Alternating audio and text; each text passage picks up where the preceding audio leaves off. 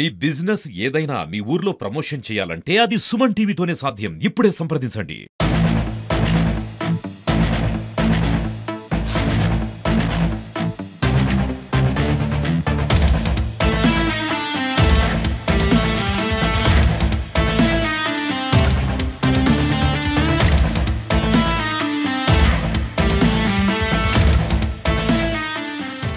నమస్తే, welcome to Suman TV. Nizamabad జిల్లాలో దొంగలు రెచ్చిపోతూ ఉన్నారు. ఏకంగా పోలీసుల ఇంట్లోనే టార్గెట్ చేస్తూ చాలా రకాలైనటువంటి దొంగతనాలు చేస్తూ ఉన్నారు. మొన్న రిటైర్డ్ ఫారెస్ట్ ఆఫీసర్కి సంబంధించిన ఇంట్లో దొంగతనం జరిగితే ఈరోజు ఒక కాకి ఇంట్లో చొరపడి మరి దొంగతనం చేశారు అనేది నిజామాబాద్ జిల్లా వ్యాప్తంగా చర్చనీయాంశంగా మారిందనేది మనకి క్లియర్గా తెలుస్తూ ఉంది. ఎవరైతే సందీప్కి సంబంధించిన కుటుంబం గురించి మనం మాట్లాడుకుంటే ఇప్పటికే తను బాన్స్వాడలో విధులు నిర్వర్తిస్తున్నాడు అనేది మనకి తెలుస్తూ ఉంది. సో విధులు నిర్వర్తించి వచ్చిన తర్వాత మళ్ళీ ఏదో పని నిమిత్తం సందీప్ బయటకు వెళ్ళిన తర్వాత ఈ దొంగతనం జరిగిందనేది క్లియర్గా తెలుస్తూ ఉంది. గత కొన్ని రోజులుగా చాలా రకాలైనటువంటి దొంగతనాలు జరుగుతూ ఉన్నాయి. మనం సుమన్ టీవీ నుంచి చాలా రకాలైనటువంటి అవేర్నెస్ కార్యక్రమాలు కూడా చేస్తూ ఉన్నాము.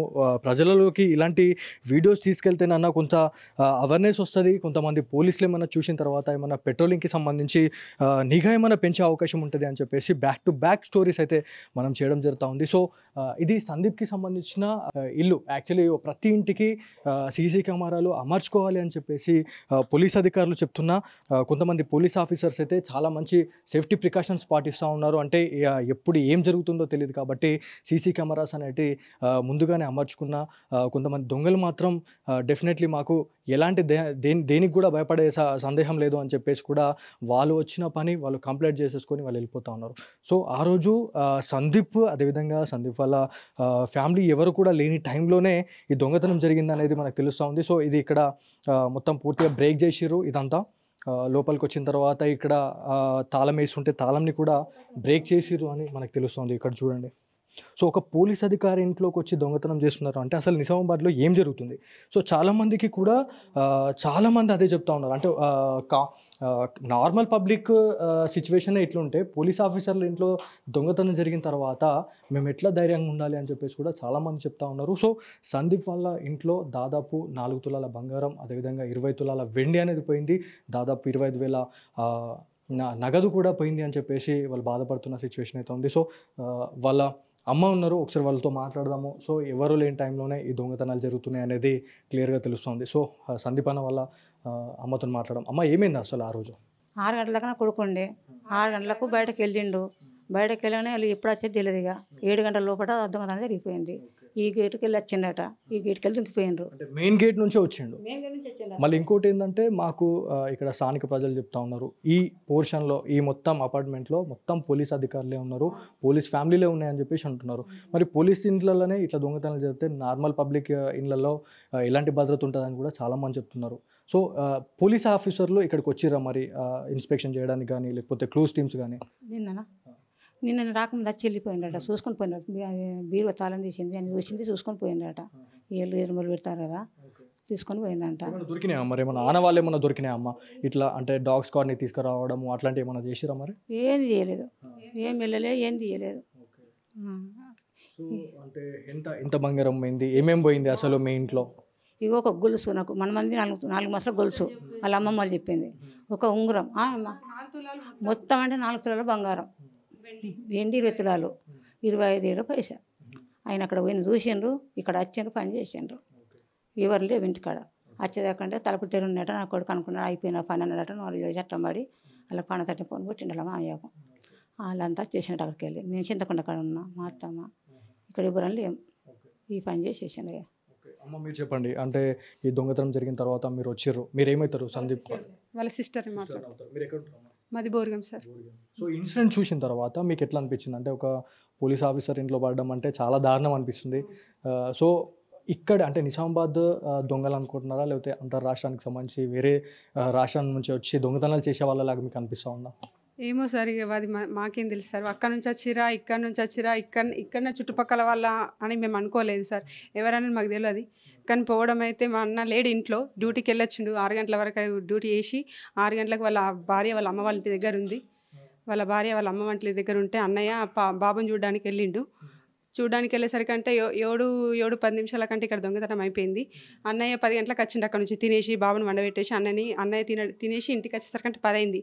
వచ్చేసరికి అంటే మెయిన్ డోర్ నుంచి గేట్ నుంచి వచ్చేసి మెయిన్ డోర్ దగ్గర చూసేసరికి అంటే ఏముంది మొత్తం ఇల్లు తెరున్నది, బీరువా తెరున్నది, మొత్తం చూసి ఇది అయిపోయింది సార్. సో అంటే మెయిన్ డోర్ నుంచి అంటే మెయిన్ గేట్ నుంచి వచ్చి దొంగతనం చేసుకోవడం పోయిండు. సో ఇక్కడ ఎవరైతే ఓనర్స్ ఉన్నారో వాళ్ళకి ఎలాంటి ఇనికేట్ కాలేదంటున్నా, లేకపోతే ఇంకా పైన ఫ్యామిలీస్ ఉన్నాయి అంటున్నారు, అన్ని పోలీస్ ఫ్యామిలీసే ఉన్నాయి, మరి వాళ్ళకి ఎలాంటి ఇనికేట్ కాలేదంటున్నా? అంటే వాడు చప్పుడు చేయకుండా వచ్చింది సార్. ఏదో మన చుట్టం లాగా వచ్చి ఫ్రెండ్ లాగా వచ్చి ఏదో వాళ్ళు ఏమనుకున్నారంటే ఫ్రెండ్ అనుకున్నారా మరి ఎట్లా అనుకున్నారు వాళ్ళు చూడలేమంటున్నారు. అసలే చూడలేమేమో వాళ్ళు అంటున్నారు మేము ఎవరిని చూడలేము, మేము లోపలనే ఉన్నాం, వంట వేయడానికి నేను లోపలికి వెళ్ళి నన్ను ఓనరా అంటున్నది. ఇక ఇక్కడికి వచ్చేసరికి అంటే ఎవరు లేరు కదా అని వాడి పని వాడు తీసుకొని సీసీ కెమెరాలు ఉండగా మీద పోలీసు వాళ్ళు ఉండగా కింద పోలీసు వాళ్ళు ఉండగా ఈ పని చేసింది సార్. సో అంటే ఈ దొంగతనం అంతా చాలా తక్కువ టైంలో జరిగింది, ఒక 10 నిమిషాలలోనే మొత్తం ముగించుకొని వెళ్ళిపోయాడు. అదేవిధంగా పక్కన కూడా చెప్పులు, అంటే వాళ్ళు ఎవరైతే వచ్చిన దుండ కూడా ఎవరైతే ఉన్నారో చెప్పులు కూడా కనిపిస్తూ ఉన్నాయి. దుంకేసి అట్లా వెళ్ళిపోయాడు అని చెప్పేసి మాకు తెలుస్తూ ఉంది. గోడ గేట్ నుంచి వచ్చిండు, గోల్డ్ మొత్తం పైసలు మొత్తం తీసుకొని ఇక్కడ అవరగోడ నుంచి దుంకి వెళ్ళిపెట్టేసి మొత్తం ఇక్కడ బురద ఇంకా ఉంది, బురదలో చెప్పులు కూడా వాడికి నడరాలేదు, అట్లనే చెప్పులు వదిలేసి వెళ్ళిపోయింది సార్. సో దాదాపు 10 నిమిషాల టైంలోనే ఇదంతా దొంగతనం జరిగిందనేది మనకు క్లియర్గా తెలుస్తుంది. సో సందీప్ వాళ్ళ ఇంట్లోకి వచ్చిన తర్వాత ఎవరైతే దొంగలు ఎవరైతే ఉన్నారో మ్యాక్సిమం ఒక్కతనే వచ్చిండు, ఒక్కతనే విజువల్సే కనిపించినాయి. మళ్ళీ ఇంకోటి ఏంటంటే కానిస్టేబుల్ సందీప్ తోని మనం మాట్లాడిన తర్వాత ఆయన ఏం చెప్పారంటే ఒక క్యాండిడేట్ దొంగతనానికి వచ్చిండు, ఇంకొక క్యాండిడేట్ గల్లీలలో రెక్కి నిర్వహించిండు అని చెప్పేసి మనకు తెలుస్తుంది. సో ఎంత పకడ్బందీగా ఈ ప్లాన్ చేస్తున్నారు. సో ఎవరైనా దొంగలు ఇంట్లో ఉండగా మళ్ళీ ఎవరైనా ఇంటికి సంబంధించిన వాళ్ళు ఎవరైనా వచ్చినా కూడా వాళ్ళు చంపడానికి కూడా సిద్ధంగా ఉంటారు అని చెప్పేసి మనకి చాలా సందర్భాల్లో మనం చూసినాం. కాకపోతే ఎవరైతే పోలీస్ అధికారులు రంగంలో దిగిన తర్వాత వచ్చిన తర్వాత క్లూస్ టీమ్స్ అన్ని పూర్తి అన్ని టెస్టులు కూడా చేయడం జరిగింది. ఫింగర్ ప్రింట్స్ కూడా వాళ్ళు తీసుకొని వెళ్ళిరు అనేది మనకు క్లియర్గా తెలుస్తుంది. సో నిన్న దొంగతనం జరిగిన తర్వాత నెక్స్ట్ స్టెప్ ఏంది, అయినా పారిపోయే విజువల్కి సంబంధించి కూడా నేను చూపించే ప్రయత్నం అయితే చేస్తాను. సో ఈ దొంగతనాలు అన్నీ చూసిన తర్వాత అసలు నిజామాబాద్ దొంగల లేకపోతే వేరే రాష్ట్రాల నుంచి ఇక్కడ అంటే బీహారీ ముఠాలు అని చెప్పేసి మనం చెప్తానే ఉంటున్నాము. అదేవిధంగా చెడ్డి గ్యాంగ్స్కి సంబంధించి కూడా దొంగతనాలు వాళ్ళు అపార్ట్మెంట్లలోకి వెళ్ళి దొంగతనాలు చేసిన సిచ్యువేషన్స్ కూడా మనం చాలానే చూస్తున్నాం. కాకపోతే పోలీస్ అధికారులు ఉన్న ఇంట్లో దాదాపు ఒక 5 నుంచి 6 ఫ్యామిలీలు ఉన్న ఇంట్లో దొంగతనం వచ్చి చేయడం అనేది చాలా వరకు చాలామంది భయపడుతున్న సిచ్యువేషన్ అయితే ఉంది. దొంగతనం జరిగిన తర్వాత ఎవరైతే సదరు వ్యక్తులు ఎవరైతే ఉన్నారో ఆ దుండగుడు ఈ గోడ దుంకేసి అటు వెళ్ళిపోయాడు. అంటే ఈ గోడ దాటేసి దుంకేసి ఆయన ఈ బురదలో పడి వెళ్ళిపోయాడు. సో ఒకసారి విజువల్స్ చూద్దాం, ఒకసారి మీరు చూడండి. ఇదంతా ఓపెన్ ప్లాట్ ఏరియా ఇది. సో ఓపెన్ ప్లాట్ ఏరియాలో అతను ఈ నుంచి అటు దుంకేసి ఇట్లా పడిన ఆనవాళ్ళు కూడా మనకు కనిపిస్తూ ఉన్నాయి. అక్కడ చెప్పలు ఉన్నాయి, 2 వైట్ కలర్కి సంబంధించిన 2 చెప్పలు ఉన్నాయి. సో ఆడ బురద ఉంది, బురదలో చెప్పులు అంత ఈజీగా మనకి రన్ చేయరాదు, నడవరాదు అని చెప్పేసి అనుకున్న తర్వాతనే అవి ఇక్కడ వదిలేసి ఈ బురదలో పడేసి ఆయన వెళ్ళిపోయిండు అనేది మనకు క్లియర్గా తెలుస్తుంది. సో ఇదంతా ఒక వే చూడండి, ఈ రోటరీ కాలనీలో ఇది ఒక ఓపెన్ ప్లాట్.